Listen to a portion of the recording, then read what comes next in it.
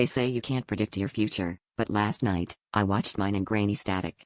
It started when I found a VHS tape wedged behind my childhood dresser, a tape I swear I'd never seen, but my name was scrawled on the label in handwriting I recognized as my own.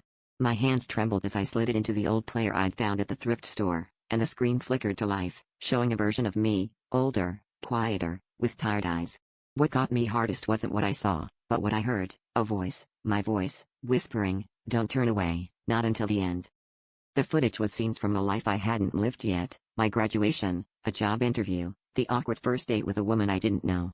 Each moment played out with unsettling precision, right down to the words I'd never spoken but somehow knew I would.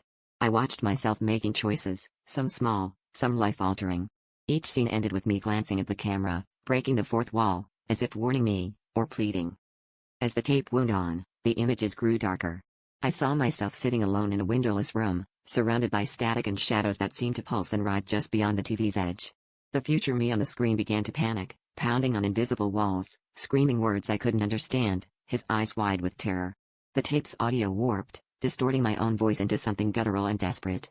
"You're almost out of time," it croaked, as if the message was meant for me, right now, in this room. When the tape finally sputtered and went dark, the VCR ejected it with a mechanical gasp.